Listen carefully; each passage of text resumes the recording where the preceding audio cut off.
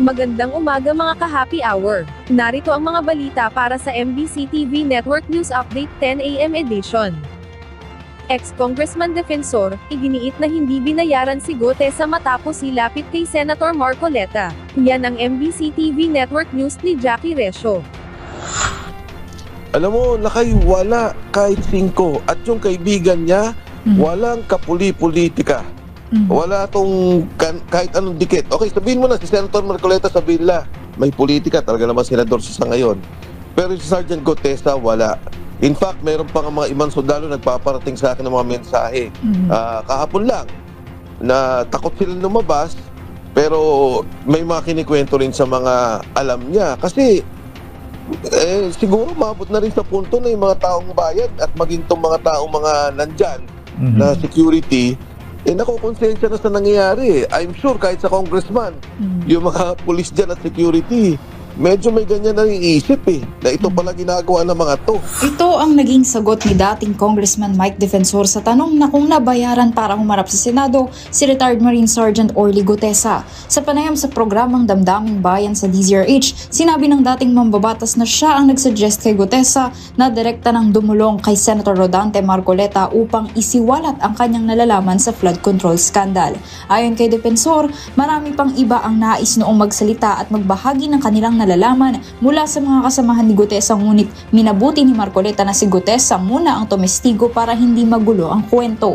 Yung pagkakaalam ko nung umpisa, parang grupo sana sila, pero nung mag-usap nga sila ni Senator Marcoleta, sabi ni Senator, mauna ka na para maganda yan, magsalita ka na, tapos yung mga kasama mo gusto magsalita, edi lumabas na lang sila later on. Kasi parang ang banggit sa akin ni Senator Marcoleta nung kaming dalawa, minsan sabi niya mahirap yung marami kaagad dahil pag nag-iba-iba kwentuhan yan at hindi na magiging maayos, baka lalong guluhin. Nadismaya naman si Defensor sa pilit na pagkwestiyon sa notaryo ng sinumpaang salaysay ni Gutesa dahil tila natatakpan na nito ang isyu naman ng umano'y katiwalian ng ilang mga mambabatas na sangkot sa flood control scandal. Sabi, peke, may dahil yung notaryo, iniisip ko, bakit nagkaganito yung bansa natin?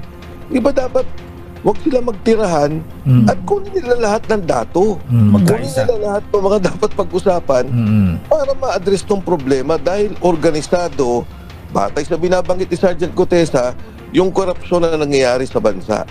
Organisado yung nangyayari. Itong turuan nila ng mga politiko, itigil nila, magkaisa sila, ayusin nila yung korupsyon dito sa ating bansa. Kung anong impormasyon na makukuha nila, kung sinong ituturo, kunin nila lahat para ma-address. Huwag yung pagka hindi nila gusto, mali. Naniniwala naman si Senator Marcoleta na may kredibilidad si Gutesa at ang kanyang naging mga pahayag sa Senado dahil nakita niya ang paninindigan sa pasya nitong ilantad ang lahat ng kanyang nalalaman. Sa nakita ko na at sa aking karanasan bilang trial lawyer, Katunying, Jerry, credible na credible itong tao ito. Kaya nga pinipilit na butasan Isip-isipin mo, akala mo siya pang pumasangkapan ng pagnonotaryo at parang siya pang naneki ng notaryo. Saka naman nakakita ng ganitong klaseng mga pagpaparatang na imposible naman. Para sa MBC TV Network News, ito si Jackie Resio ng DZRH, una sa Pilipinas, una sa Pilipino.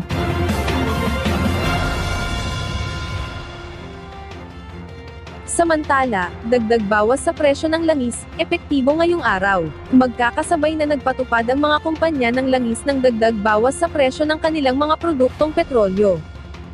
Kaninang alas 6 ng umaga, nang ipinatupad ang 20 centavos na bawas presyo sa kada litro ng gasolina, habang mayroong 90 centavos ang dagdag na magkahiwalay sa kada litro ng diesel at kerosene. Ito na ang pang-anim na linggong taas presyo sa diesel at kerosene. Itinuturing pa rin ng Department of Energy na ang sanhi ng pagtaas ng presyo ay dahil sa patuloy na kaguluhan sa gitnang silangan. At yan ang mga balita para sa MBC TV Network News Update 10 AM edition. Abangan ang mga susunod na balitaan mamaya para sa 11 AM edition.